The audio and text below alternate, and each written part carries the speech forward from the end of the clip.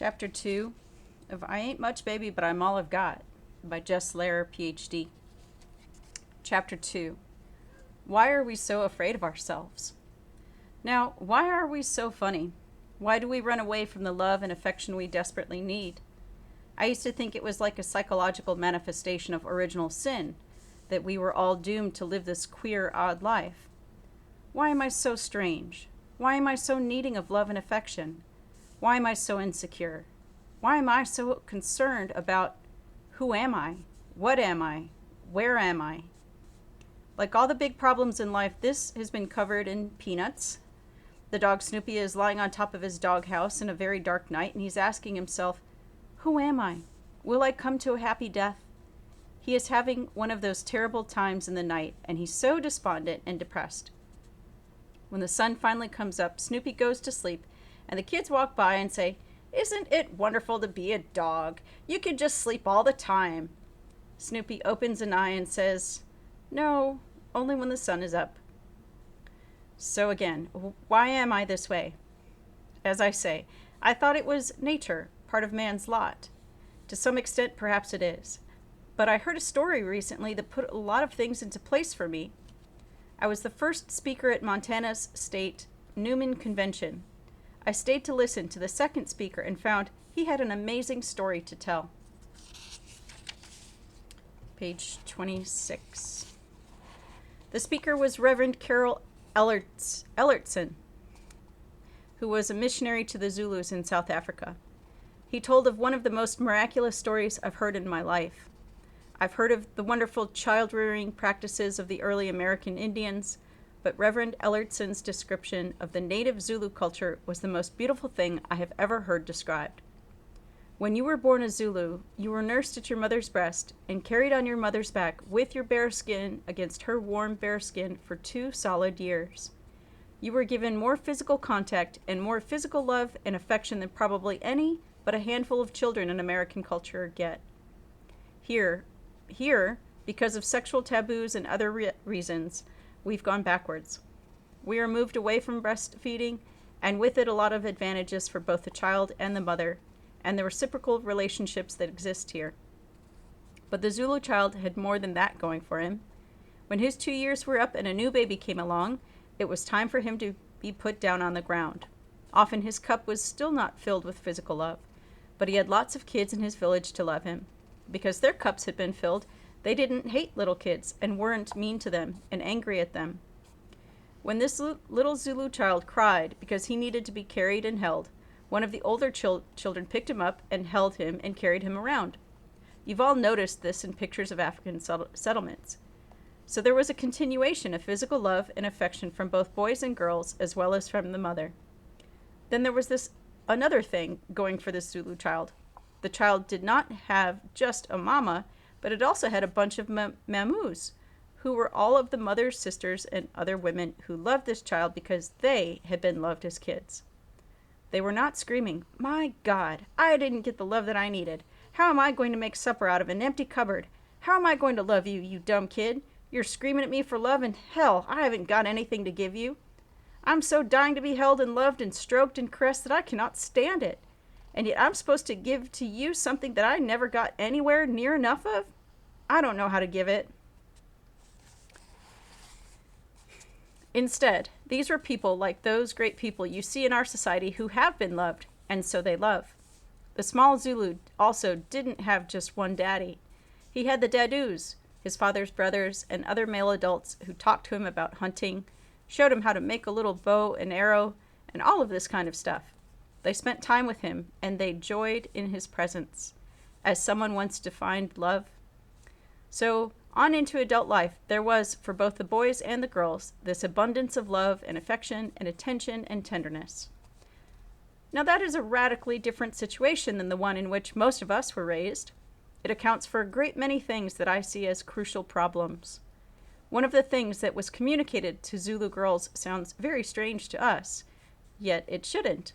Each of their girls were told, "You are very beautiful. You are very beautiful because you were uniquely created by our God. You are an Aleluti." And everyone knows that all the children in the Aleluti family have always been very beautiful. You see how hard this is for us to understand. The minute we hear somebody being told they are beautiful, we have to back away. We think, well, compared to what? Only one can be beautiful, but not the Zulus. They grew up knowing that beauty doesn't have anything to do with their hairdos, or their clothes, or their face, or their figure, but it's got to do with the fact that they are uniquely created by God, and so are beautiful. Isn't that some idea? We Puritans know that that's nothing to believe.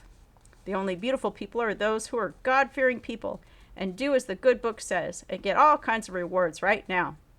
Anybody who has got a wart on their face, why, they must have done something spiteful to God because he was looking down and gave them that wart on their face. Everybody knows that. We are God-fearing people in this country. Nice, friendly little Puritans. Baloney. We've got Christianity twisted around so far you couldn't recognize it. And they're talking about the kind of Christianity that you can find in that friendly Bible, where there's just the kind, loving stuff. Now, it's a sadness that our sense of beauty is so twisted, but it's not as deep a sadness as that still deeper thing, the lack of love, because that strikes at you and causes some other very, very terrible problems. I think, and I have seen all kinds of evidence of this, that each of us has a deep and terrible hunger for love. And particularly because we didn't ever seem to get as much love as we needed from our parents and from the particular kind of society we were raised in. We look back to our childhood frantically and despairingly. And we keep hoping for the affection that we didn't get enough of. And I see all kinds of people, 50 and 60 and 70 years old, looking to their parents and still frantically seeking love and affection. Our cup has to be filled up, or at least be reasonably full, so that we can walk away from our parents. But in our society, this so often doesn't happen. We're inclined to protest. Oh, yes, it did. There was a lot of love and affection around our house. There really was. Well, tell me about some. Oh, we did a lot of things together. Okay, that's better than nothing. But what does that mean in terms of how many times you were held? How many times you were kissed? How many times you were told that you were loved? How many times were you told or given the feeling, I despise you? How few times were you told or given, how few times were you told or given the feeling, I despise you? How few times were you told or given the feeling, you are no good, you are not to be trusted, you are worthless? How few times were you given the feeling, how did you ever come into this family? You're the worst thing that ever happened to this family. These are not figments of my imagination. These are not exaggerations. My students have told me all these things about their family lives. One said, you know, I've never been trusted in my entire life, and my most common memory of my childhood is being told, I despise you. When you grow up in a situation like that, you're going to have awfully little in your cup. I know that person probably got many loving things from their parents and the other crucial adults around them, but for my student, the reality of today was their feeling, and that feeling was that they were not loved, but were despised. And the trouble with so much of the love that we got as children was that it was a conditional kind of love. I will love you if you get good grades. I will love you if you wear your hair a certain way or a certain length. I will love you if your friends are the right kind of people. I will love you if you marry well. Not, I love you because you are my child. I love you because this is the way God made you. And because it is conditional love, there is no way that we can ever really measure up enough. And we feel tremendously unworthy. So we cave in and do what our parents want. This constant caving in and bowing to our past and to our parents and to our homes is particularly difficult for us because it persists on into our adult life so long and so tremendously. And it tends to warp our behavior in one of two ways. One way is to see our lack of love. So we slavishly twist our lives into any weird kind of configuration that we think will finally please those parents and that society. We turn our lives upside down and inside out in a frantic attempt to please somebody else, especially to deliver what we think our parents wanted from us.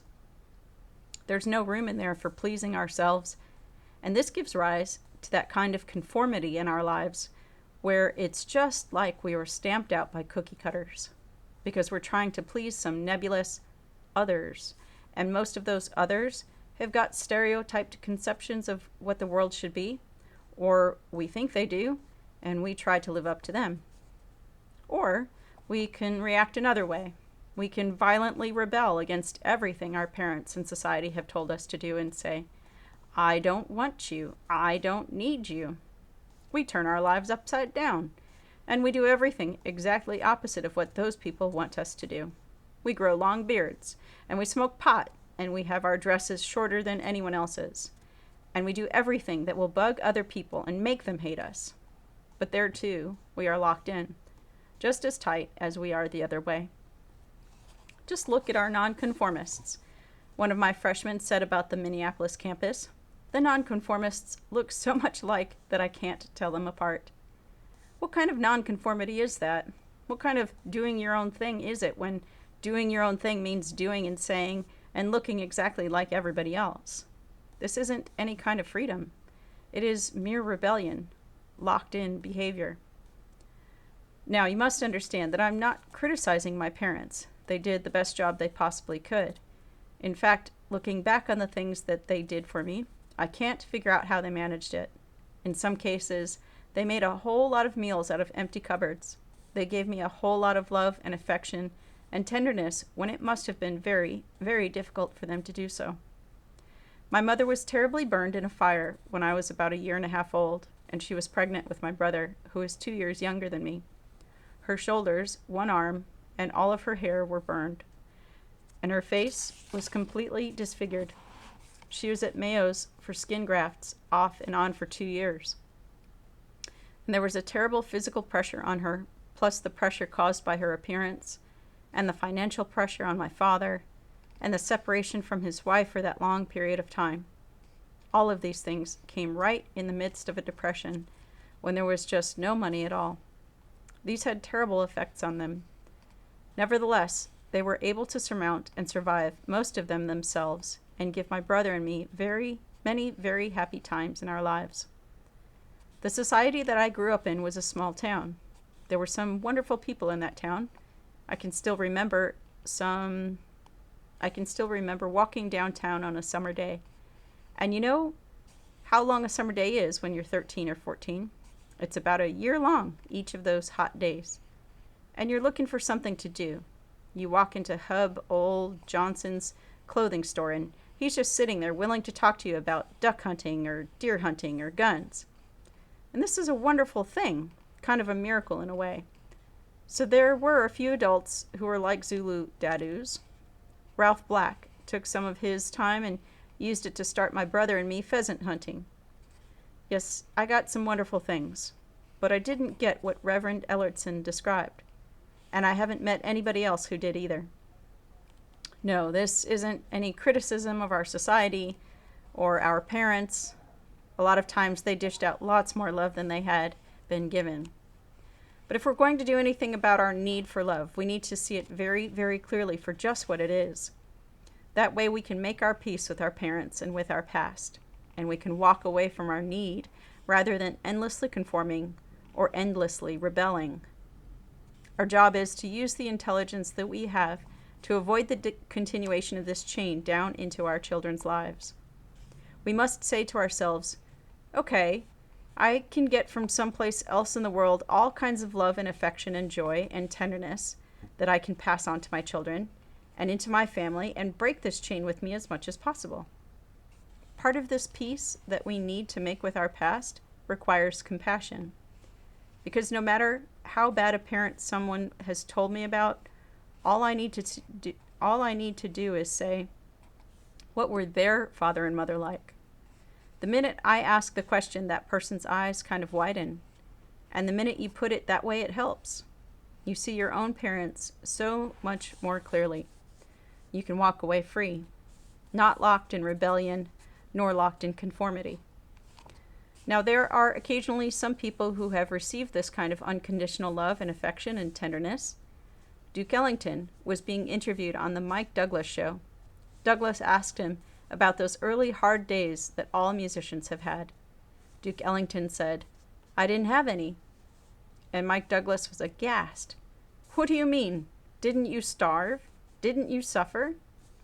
Ellington said, "No, I started right out doing what I most liked to do, working with music. I had faith in myself and it was easy." And he added, "When I was a little boy, I was loved so much and held so much. I don't think my feet hit the ground until I was 7 years old." But that's not a comment you're going to hear on every street corner. Because of the tremendous love and affection Ellington had, he had none of the usual questions. None of this, "Who am I? What am I? Where am I?" He knew he was a musician, and he was Duke Ellington, and he went to work writing music, and right away it was good. In my experience, the more a person has received the kinds of things the Zulus received, the better able they are to answer, "Who am I? What am I? Where am I?" I'm Jess Lair. I'm a teacher at Bozeman, Montana. "And where are you going?" "I don't know. Wherever I'll be tomorrow, that's where I'm going." And the thing I'm saying is, you ask this Zulu boy or girl who they are, and they say, "My name is so-and-so of such and such tribe," and that's who they are. So the Zulu story and the physical and other love involved has tremendous implications. And number one is our freedom from our parents and our freedom from our past. This determines the amount of moving room we have in our life. I recognize that this is difficult to apply to ourselves. You and I are hesitant to say, "Oh man, I'm really warped and twisted by my past. I'm really just locked in by conforming to the past," which is the most common thing, in a foolish and vain attempt to please, or "I'm rebelling against the past." I can't very easily see myself doing either of these two things, but it's easy for me to look at 10 people next to me and see how all 10 of them in their behavior show many of these signs. Well, then, once I've done that, my friend, the next and logical step is to look at the 11th guy, me. I have to say, wait a minute. If I see signs of this in 10 people, what does that say about the 11th one? Okay, so we need to make our peace with our past so we can walk away free. Now, this is the other sad part of this situation. Are we going to get any more love and affection from our parents than what we got? No. Do we need more affection in our life? You're damned right we do. How are we going to get it? We've got two choices. We can go around like we are. I can go around faking, "Oh, hey, here's a big hotshot, the big professor, the big fancy deal." Who's going to give that mess, that big faker, any love, affection, joy, and tenderness? Nobody. Everybody's going to be backpedaling. You can't get away fast enough when somebody's faking it to you. Okay, what's the alternative? I can do as I mentioned, and that is punch some holes in this fancy silo I have built around myself and say, "Hey, here's the real Jess Lair. He's got lots of problems, the same kind of problems you have, and the same kind of problems everybody else in the whole world has. And specifically, he's wrestling with getting his life back on the track after having it knocked off for a long while, and trying to live 5 minutes at a time as a way of avoiding some of his mistakes. But there's one big problem here. What I'm saying is, be real to people, and in return they'll be real back with you, and being real is love. But we find it so hard to be real. I think it is because we are so afraid of what we would find deep inside if we dared to look. And I think the reason we feel this way goes back to when we were a little bitty kid, about a year old, before we had any language. We were not loved enough. So we had two choices. But we had no language then, so it was a very difficult choice for us to handle. And it's a very difficult thing to imagine what goes on in a little baby's mind without language. This little kid looks at this huge, overpowering world around him and these two people that he's around so much. They're, in effect, communicating to him through their feelings to drop dead. He can choose between two things. Something's wrong with them, or there's something wrong with me. Now, which way did you go on that question? Here's little me. Am I going to look up at those two big giants and say something's wrong with them? The all-powerful ones? They can open doors and do all kinds of things. No, it must be that there's something wrong with me. I was rejected as the pot that was misshapen. Well, the funny thing is, most everybody feels some of this same inadequacy because they felt they were unlovable. So most everybody feels the same way, but we don't have any good way of communicating with each other about our real feelings. And we often keep those feelings so hidden from ourselves, and we don't even know they are there. We've got a whole nation full of people who, to one extent or another, feel that in some way, shape, or form, their particular pot was not as pleasing to the maker and to those big people around them as it could have been. And in some of our cases, and most notably mine, the feeling is, what a slob I am. Well, I'm going to have to put up a fancy front. I'm going to have to make a ton of money and have a big fancy job and a fancy career to show people I'm really some beans. The funny thing is, the lack of love works against the person. His feeling that he wasn't loved because he was unlovable makes him turn against himself. He runs and hides himself from the world, which is the worst thing he could do. It cuts him off from the love and affection and joy in his life that he really needs. He doesn't see the problem clearly. He wasn't loved because those older people didn't have any more capacity to love. Instead, he sees himself, because his lack of love, as being unlovable because there's something wrong with him. Because of his feeling that there's something wrong with him, he doesn't dare reveal himself as he really is to people. So, unless he gets his head straightened out, he won't ever get any love and affection all the rest of his life. He lives a life that is a tight, artificial construction. And then, all of a sudden, when he's 45 years old, he walks down into the basement, takes a rifle, and blows his brains out. The people around him thought his was a beautiful life. But that's what so many say about suicides. By the way, I've got bad news for you. Not only is suicide the second highest cause of death among college students, but suicide is the college-educated person's disease. And that's not surprising, because if you've got this sickness that says, I'm no good, a college education and all the careers, prestige, and income that go along with it is one of the best ego patches you can stick up in front of this inferiority you see. But suicide shouldn't be surprising. When you see that there's nothing inside you, and that nothing's ever going to get inside you, you just despair. In that moment of despair, you may end your life with a bullet, or start dying from an ulcer, or heart attack, or what have you. That's what happened to me when I was 35, despite a wife and children whose love I was blind to. I was letting so little love and affection come in, and I needed so much. I was getting all kinds of money, all kinds of recognition, all kinds of prestige, all kinds of big fancy deals, but not near enough of the things that I really needed. This is why I see the Zulu story as particularly crucial. Most of us weren't given enough love as children. If we had had our cup filled up, we could have walked away free. And secondly, because our cup wasn't filled up, the very self-esteem that we need to go to work with and use to fill up our cup, we don't have. In fact, we have the opposite. So that's why the Zulu story is so crucial to me. And this is why I fight self-awareness the way I do, because I have to take a good hard look at some of these sad things that are me or you. What I'm talking about isn't just an old people's problem. I find young people have just as much trouble really loving each other and their little children as us older ones do. It's not hard to talk about loving, but it's terribly hard to do. One student was the kind of girl who dressed exquisitely. But when a gal in Bozeman, Montana is running around in the kind of clothes Saks Fifth Avenue patrons would envy, This says that she's got a fantastic need to put on a certain front, because in Montana, you have to work hard to find clothes that look that good. Before she buys a dress, she's got to look at 100 of them, I'm sure.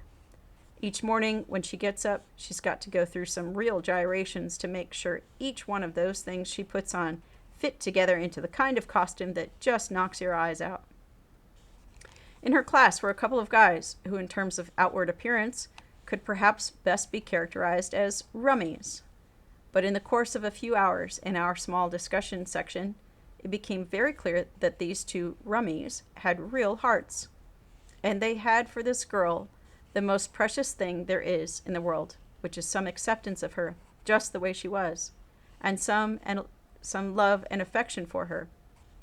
And they were happy to be with her because of what she was, not because of her face or the clothes she had on that morning. She was in a terrible bind. She felt, gee, these guys are tremendous. They've got something great for me. But then she would look closer at their appearance.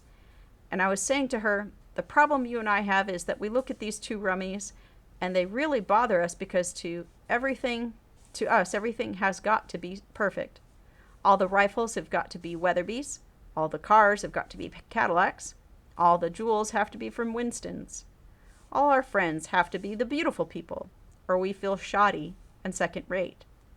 And I said, yet we look outside and see that the real honest people of the world, the ones we're really going to have to be with, are the people that we tend to see in one way, shape, or form as the rummies of the world. And this is what is just killing us. And she just gave a scream and started to cry, because this thing strikes that hard. This fake front that I build up, and that some of you occasionally might build up, is that overwhelming. We must see that the love and affection and joy and tenderness that we need to fill our partially filled cups is waiting for us. There is only one person standing in the way between us receiving that or not, and that's us. In a paper this girl wrote, she said, "People are puppets of society. They pull each other's strings. We do what others want us to do. Why don't we try to pull our own strings? Why even consider it? In doing so, we might and probably would not cave into society. We would be ourselves for once." This is just a reflection of our hesitancy to act on what we really feel. And we don't dare let our feelings out. We know that we need to get some recognition by other people of what our feelings are.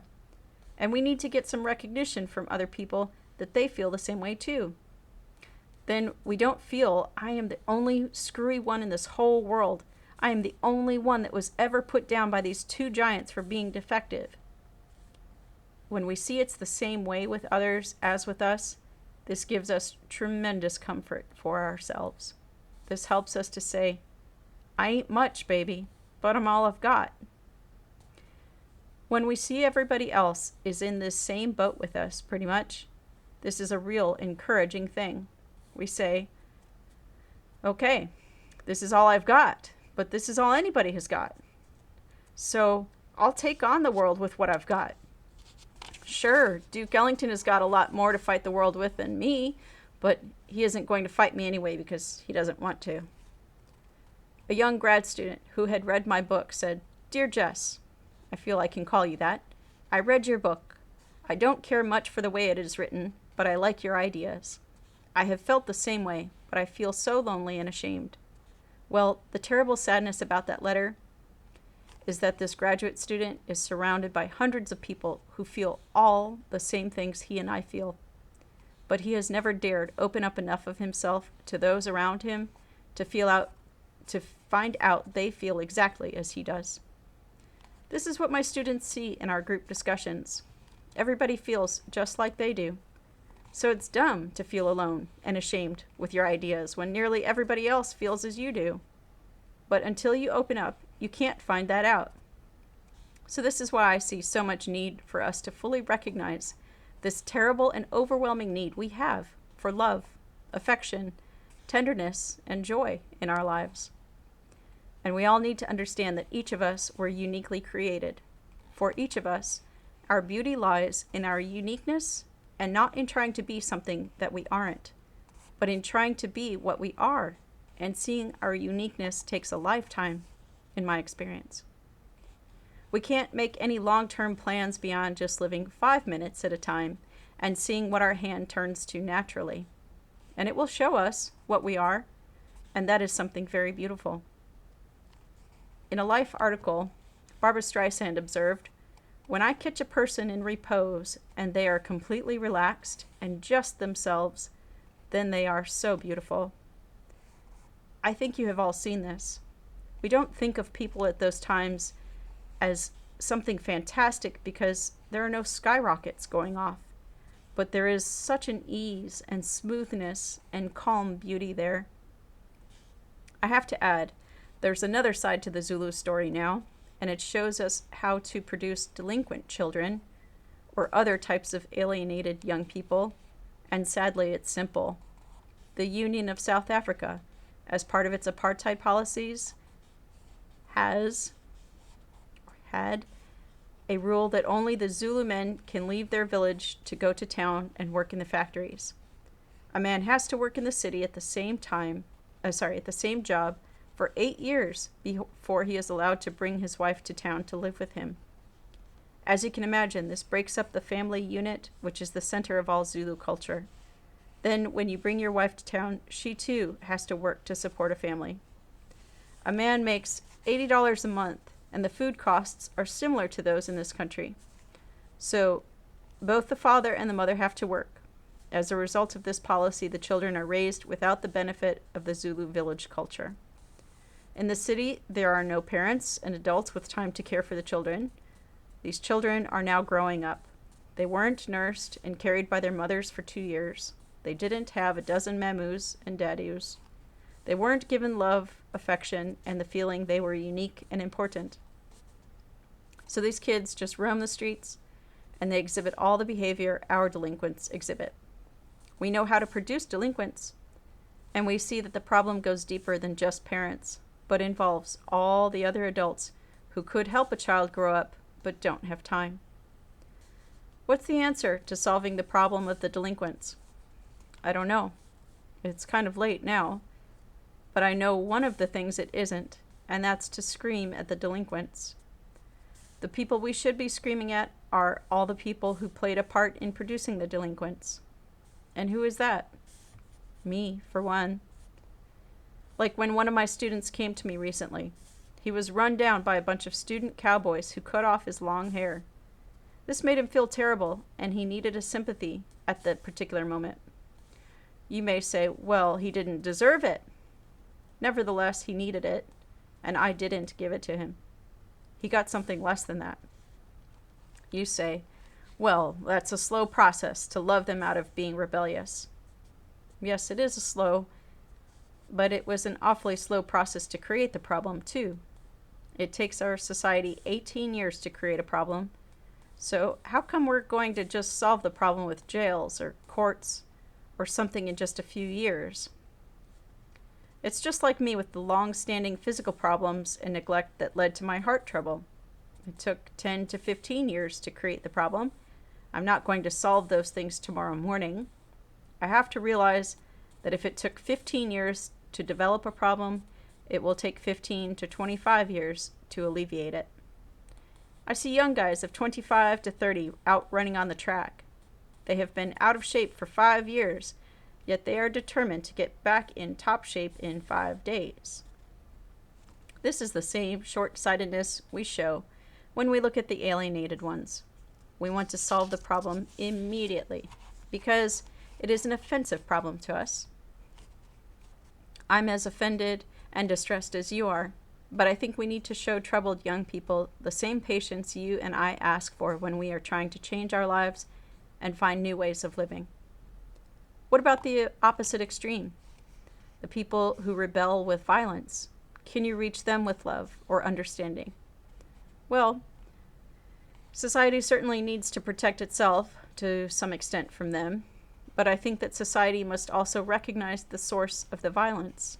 For example, say I'm your supervisor and I make your life miserable by constantly humiliating you every chance I get. I push you in every kind of way. You keep taking it. And you take it and take it. Finally, one day you'll very likely blow your lid, unless you have superhuman restraint. You're going to do a number of things in reaction to my oppression. You're going to do a number of rather irrational things as well as some very rational ones. And this is what I see as a very useful explanation of a lot of the violence. I think violence often comes from the same source that would make me violent in the situation I just described. I would pop my supervisor in the nose, curse him and his parents to the 9th generation, and quit my job. Well, quitting the job is the rational answer, but the other responses are irrational, and for them I can legitimately be thrown in jail.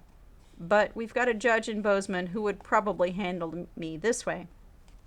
He would say, "I'm throwing you in jail. You shouldn't have done this."